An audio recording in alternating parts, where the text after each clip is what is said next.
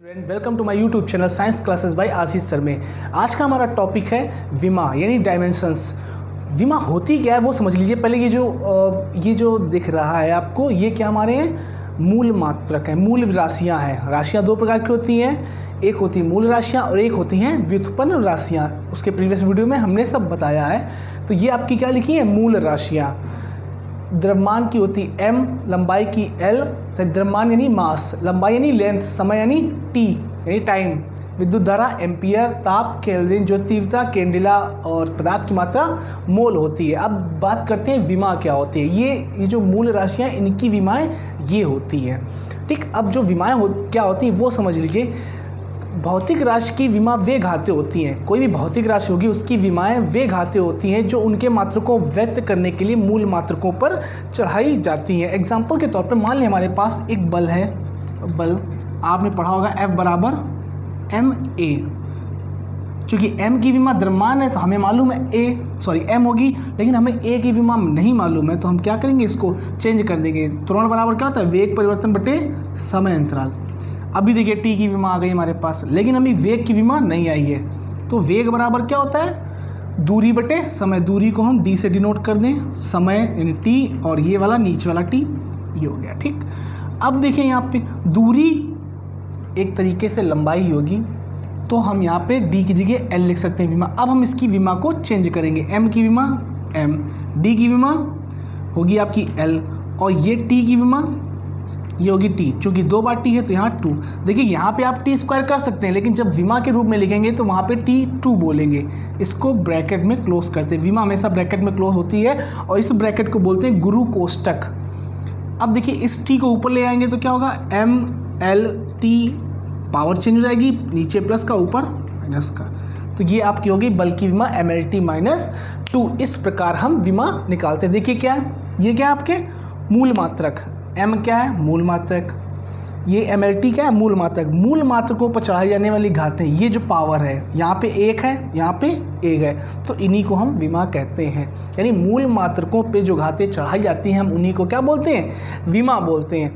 अब विमा कैसे निकालते हैं वो समझ लीजिए। एक तरीका हमने बता दिया विमा निकालने का। दूसरा, ये मान लें आपका लिखा है, आपका दे रखा है U बराबर mgh, ये आपका स्थितिज ऊर्जा का फॉर्मूला है। m की विमा आपको डायरेक्टली मालूम है, g क्या है त्वरण, त्वरण की विमा नहीं मालूम तो पहले इसको चेंज। त्वरण बराबर क्या होता है, वेग परिवर्तन बटे समय, और h यानी हाइट, हाइट भी क्या है एक प्रकार से लंबाई होगी, m यहाँ लिख देंगे। वेग यानी दूरी बटे समय, दूरी बटे समय, और ये नीचे वाला t और यहाँ पे h आ गया। अब देखिए m की विमा कैपिटल M, D यानी दूरी यानी लंबाई, इसकी विमा L, H यानी लंबाई तो इसकी विमा L होगी अपॉन इसकी T की विमा T और इस T की विमा T। ब्रैकेट में सबको क्लोज कर लेंगे। आपका बचा क्या, ऊपर हो जाएगा ml2, नीचे होगा t2। जब ये t2 ऊपर जाएगा तो क्या होगा, ml2 t-2। ये हो गई आपकी स्थितिज ऊर्जा की विमा। आप किसी भी ऊर्जा की विमा निकालेंगे आप इतनी ही आएगी, चाहे आप E बराबर mc² से निकालें, k बराबर ½ mv² से निकालें और U बराबर mgs से निकालें, तो आपकी विमा उतनी ही आएगी जितनी की स्थितिज ऊर्जा की आई है। ये है आपका विमा निकालने का तरीका। आप इसके द्वारा किसी भी तरीके की, किसी भी फॉर्मूले, किसी भी भौतिक राशि की विमा को आसानी से निकाल सकते हैं। अब देखिए विमा से रिलेटेड आपके 3 टाइप के न्यूमेरिकल आते हैं, वो समझ लीजिए।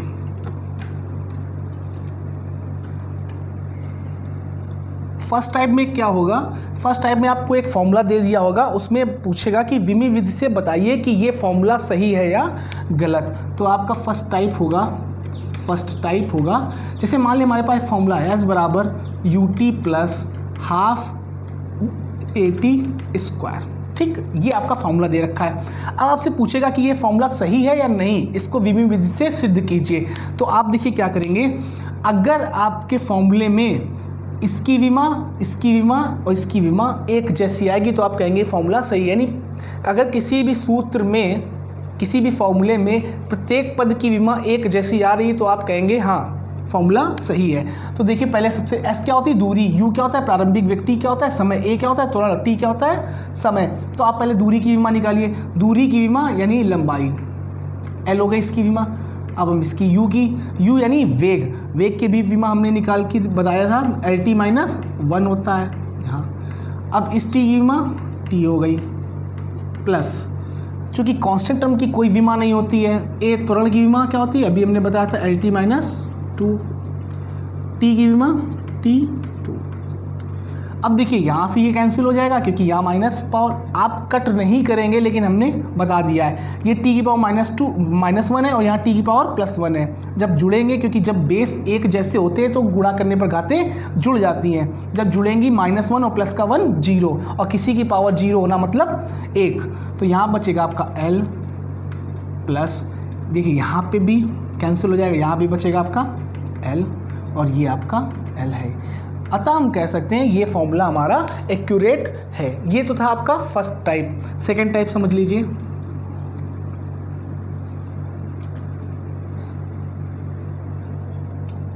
सेकंड टाइप क्या होता है, आपकी बुक में दे रखा है एक फॉर्मूला, दे रखा है आपकी बुक में, एक न्यूमेरिकल है,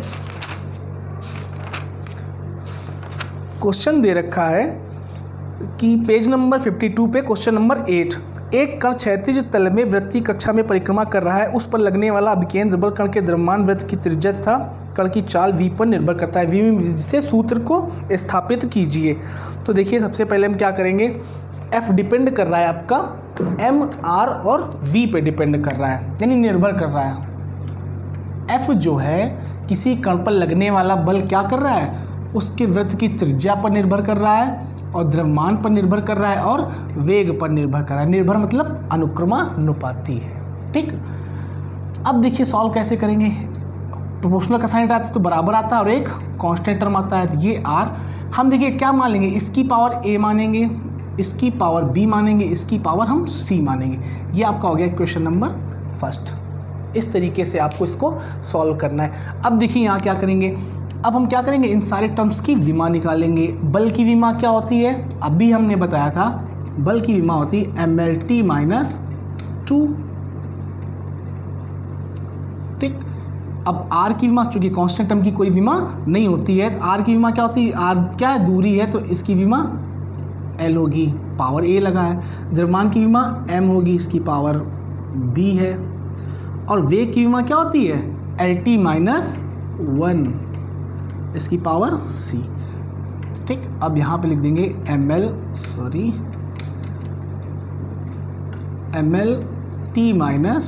2। अब ये अंदर मल्टीप्लाई हो जाएगा, l a हो जाएगा, यहाँ पे हो जाएगा m की पावर b हो जाएगा और l की पावर c और t की पावर -c, क्योंकि यहाँ अंदर मल्टीप्लाई कर रहे हैं।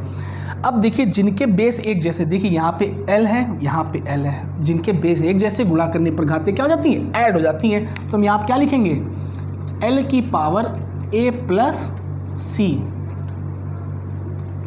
यहाँ पे m तो सिंगल है तो m की पावर b को अलग लिख लेंगे, t भी सिंगल है, आप t की पावर माइनस का c लिख लेंगे। यहाँ पे क्या है mlt - 2। अब क्या करेंगे, दोनों तरफ की घातों की तुलना करने पर, यहाँ आप लिखेंगे दोनों तरफ घातों की तुलना करने पर। अब देखिए तुलना करेंगे, m की पावर कितनी है 1 है और यहाँ m की पावर b है, तो b बराबर कितना जाएगा 1। यहाँ देखिए l की पावर 1 है, यहाँ l की पावर कितना है a प्लस c है 1। Equation number second. यहाँ देखिए t की पावर -c, वहाँ t की पावर -2 है, तो -c बराबर माइनस का माइनस से माइनस कैंसिल, c बराबर कितना आ गया आपका 2 आ गया। अब देखिए हमें a की वैल्यू चाहिए, तो c का मान समीकरण 2 में, c का मान समीकरण 2 में रख दें, रखिए आप। यहाँ पे क्या होगा a प्लस c की जगह हम 2 रख देंगे, 2 बराबर 1, तो a बराबर कितना आएगा माइनस का 1 आएगा, ठीक। ये सारी वैल्यू आ गई। a b c का मान क्या करेंगे, समीकरण 1 में रख देंगे। देखिए रखिए f बराबर k r, a का मान कितना आया है आपका माइनस का 1, m की पावर b है, b का मान कितना आया है 1, और आपका v की वैल्यू कितनी है, पावर c है, c का मान कितना है 2, यहाँ पे रखें। अब देखिए चूँकि ये पावर माइनस में है तो इसको नीचे लाएंगे तो पॉजिटिव हो जाएगी, k m ऐसे ही लिखा रहेगा, v ऐसे ही लिखा रहेगा और r को नीचे ले आएंगे r f। ठीक, अब चूँकि हमने पढ़ा f बराबर mv²/r क्या होता है, अभिकेंद्र बल। ये हो गया आपका अभिकेंद्र बल का फॉर्मूला। इस तरीके से हम इसको प्रूफ करेंगे। ठीक, नेक्स्ट है आपका ये आपका क्या था, सेकेंड टाइप था। अब आपका है थर्ड टाइप। क्या होता है थर्ड टाइप वो समझ लीजिए, थर्ड टाइप भी देख लीजिए। बस 3 टाइप के न्यूमेरिकल इसमें होते हैं। आपकी बुक में एक सवाल दे रखा है, थर्ड टाइप का क्या होता है। इसमें सवाल दे रखा है 1 जूल को अर्ग में चेंज कीजिए। 1 जूल को अर्ग में चेंज कीजिए। 1 जूल बराबर कितना अर्ग होता है, देखिए हमें नहीं मालूम, यहाँ क्वेश्चन मार्क और यहाँ पे हमने लिख दिया अर्ग, हमें चेंज करना है। ठीक, अब देखिए हमने आंकिक मान में जब पढ़ाया था, आंकिक मान में जब आपको पढ़ाया था तो क्या बताया था, ये होता है आपका, जैसे मान लें हमारे पास 1 जूल लिखा है तो ये क्या होती है, ये होता है n न्यूमेरिकल वैल्यू यानी आंकिक मान। ये क्या होता है, यूनिट होती है। इसको हमने ब्रैकेट में बताया था आंकिक मान वाले वीडियो में, वहाँ देख लेना आप लोग। तो यहाँ पे क्या होगा, हम क्या मानेंगे, ये हमारी n लिखा है, इसको मान लें n1 बराबर कितना है 1 और u1 क्या है हमारा, u1 हमारा दे रखा है जूल। ठीक, और n2 कितना है, n2 तो हमें फाइंड करना है, और u2 कितना है आपका दे रखा है अर्ग।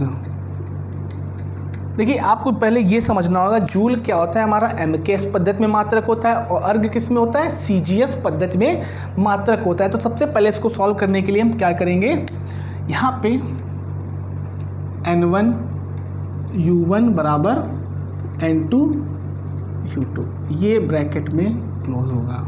ठीक, n1 की वैल्यू कितनी है 1 है, u1। अब देखिए एमकेएस पद्धति में जूल यानी ऊर्जा, ऊर्जा का मात्रक क्या होता है, अभी हमने निकलाया था k बराबर हाफ एम, अभी चलिए कोई बात नहीं, ऊर्जा की विमा क्या होती है mL2T-2। ये तो किस में हो गई, जूल वाले में, तो यहाँ पे हम लिख देंगे 1 1 और 1। ठीक, अब n2 की वैल्यू फाइंड करनी है हमें, n2 और ये अर्ग है चूँकि, तो इसका क्या होगा, इसकी भी विमा एक जैसी होगी, क्योंकि अब ऊर्जा की विमा कोई भी निकालें एक जैसी, लेकिन यहाँ पे हम क्या लिख देंगे 2 लिख देंगे, यहाँ पे 2 होता है, यहाँ पे माइनस का 2 होगा। इतना आपको करना पड़ेगा। अब देखिए चूँकि हमें n2 की वैल्यू फाइंड करनी है तो यहाँ पे क्या होगा, n2 बराबर आपका क्या होगा, ये टर्म इसके नीचे आ जाएगा, तो क्या होगा m1 L1 T1 -2 और ये प्लस का 2 ब्रैकेट अपॉन, ये टर्म नीचे आएगा तो क्या होगा m2 L2 T2 की पावर -2। ठीक, अब देखिए m1 वाला किस में था, जूल में था, m1 वाला जूल में था। अब देखिए हम क्या करें, इसको एक जैसे लिख लें, m1 upon m2 bracket close, L1 L2 bracket close, power दोनों में 2 2 है, ऊपर पावर लिख दिया, यहाँ पे T1 अपॉन T2 माइनस का 2।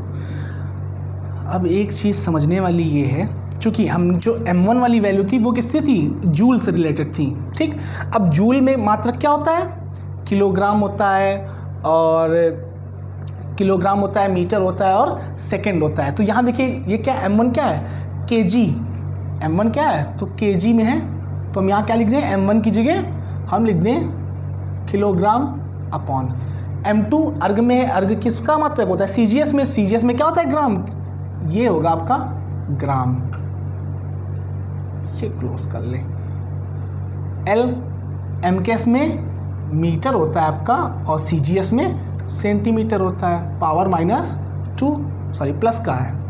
यहाँ पे देखिए समय में दोनों में सेकंड होता है, तो ये आपका होगा सेकेंड में और ये भी आपका सेकेंड में, पावर कितनी है -2। अब देखिए एक चीज़ और समझने वाली है, हम किस में चेंज कर रहे हैं, अर्ग में। अर्ग किसका मतलब CGS में, तो हमें पहले क्या करना है, किलोग्राम को ग्राम में चेंज करना पड़ेगा, क्योंकि CGS मात्रक है ग्राम, तो किलोग्राम, 1 किलोग्राम में कितने ग्राम होते हैं, 1000 ग्राम होते हैं, ठीक, पौन ये ग्राम। मीटर को सेंटीमीटर में 100 सेंटीमीटर अपॉन सेंटीमीटर। देखिए यहाँ पे तो आपका सेकंड है, तो ये सेकंड ही रहेगा, -2। अब देखिए ग्राम से ग्राम कैंसिल, सेंटीमीटर से सेंटीमीटर कैंसिल, सेकंड से सेकंड कैंसिल। अब देखिए यहाँ पे N2 बराबर कितना गया आपका, 1000 आया ये, और यहाँ पे चूँकि यहाँ पावर 2 है।